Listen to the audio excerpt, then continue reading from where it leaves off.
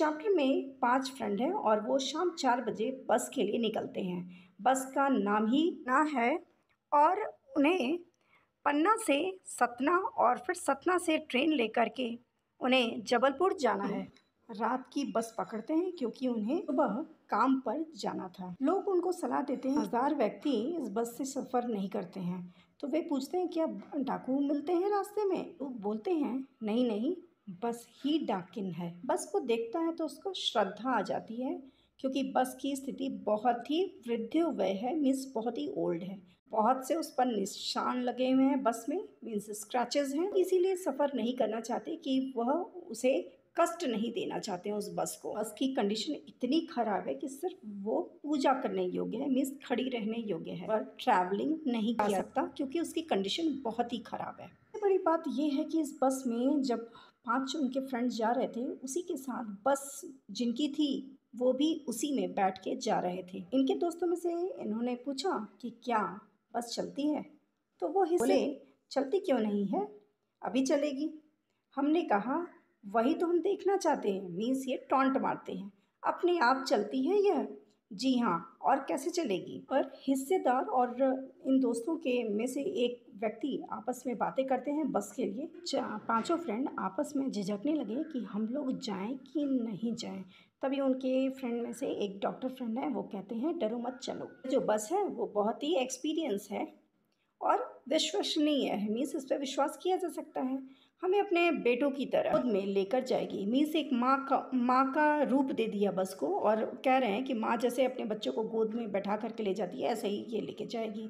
और फिर सारे दोस्त बैठ गए। जो छोड़ने आए थे वे इस तरह देख रहे थे कि जैसे अंतिम बार देख रहे हैं। विदा करने वाले लोगों की आंखें ऐसे लग रही थी कि जैसे जो आया है सो जाएगा, मीन्स अब वो लास्ट टाइम ही उसको देख रहे हैं। संसार को छोड़ने के लिए कोई ना कोई एक रीज़न चाहिए, तो वो उनकी आंखें ऐसे ही कह रही हैं कि यही वह रीज़न है जिसके कारण ये जो जाने वाले लोग हैं अब लौट के वापस नहीं आएंगे। इंजन स्टार्ट होता है, वैसे ऐसे लगता है कि पूरी बस जो है वो इंजन हो गई है, पूरी आवाज़ बस में गूंजने लगती है। इसमें लगे हुए कांच काफ़ी कम बचे हुए थे और इस वजह से दोस्त जो थे वो खिड़की से थोड़ा दूर हट जाते हैं कि उनको चोट न लगे। अब आगे बस के लिए कमेंट करते हुए कवि कहते हैं कि ये जो बस है ये ज़रूरी गांधी जी के आंदोलन जिसमें कि असहयोग और सविनय आंदोलन के वक्त जवान रही होगी, मीन्स नहीं रही होगी। बस का हर पार्ट में तालमेल नहीं था। सीट और उसकी जो बॉडी से, मतलब सीट अलग हिल रही थी, बॉडी अलग हिल रही थी।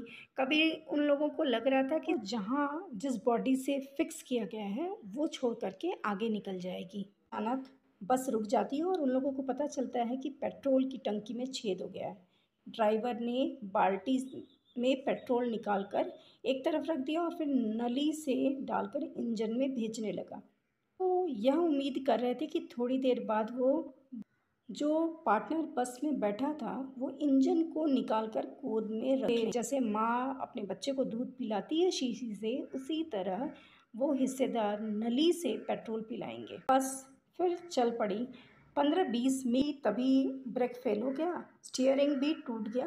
कवि प्राकृतिक दृश्य देखने में मग्न थे। दोनों तरफ हरे भरे पेड़ भी थे, पक्षी बैठे हुए थे और लेकिन अब कवि को ये सारी चीज़ें दुश्मन लग रही थी। पेड़ भी दुश्मन और बस कभी भी किसी पेड़ से टकरा सकती थी।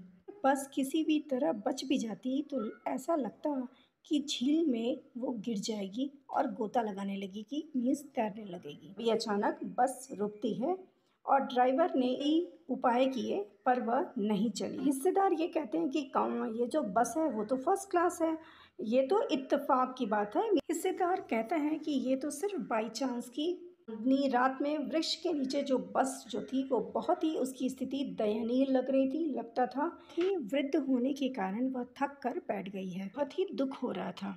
हिस्सेदार फिर इंजन खोले और कुछ सुधारे, बस फिर आगे चली, लेकिन उसकी जो स्पीड थी वो कम थी। धीरे धीरे लाइट भी बंद हो गई।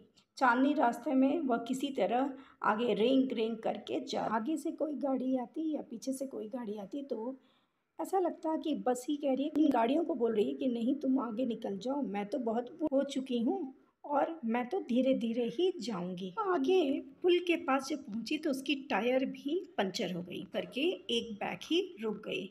कि स्पीड तेज होती तो ये ज़रूर ही उछलकर नाले में गिर जाती। कभी हिस्सेदार की तरफ बड़ी ही श्रद्धा से देखते हैं। उसका कारण ये रहता है क्योंकि वो भी अपनी जान पर हथेली डाल करके इस बस में सफ़र कर रहे हैं, और जबकि वो जानते हैं कि बस की जो हालत है वो बहुत ही ख़राब है और जान कभी भी जा सकती है। पैराग्राफ में उत्सर्ग का मीनिंग है त्याग देना, सैक्रिफाइस। सही मायने में उस हिस्सेदार के लिए सही नहीं है। उन्हें तो कवि कहते हैं कि नेता होना चाहिए, बट बस में बैठ करके जो वो बलिदान देने की कोशिश कर रहे हैं वह बलिदान सही नहीं है। इसका उपयोग यह सही नहीं कर रहे हैं। ये भी सोचते हैं कि ये व्यक्ति हिस्सेदार जो है अपने प्राण दे देगा पर टायर नहीं बदलेगा। एक बार बस फिर से चलती है, दूसरा टायर भी घिसा हुआ है। अब सभी ने से उम्मीद छोड़ दी थी। अब वे पन्ना तो क्या, उन्हें अपनी जीवन की भी आशा नहीं थी, इसलिए सारे लोग अब मुक्त हो करके जा रहे थे इत्मीनान से। जैसे घर में बैठा जाता है वैसे बस के अंदर बैठे थे और हंसी मजाक उसमें अब इंजॉयमेंट स्टार्ट हो गया।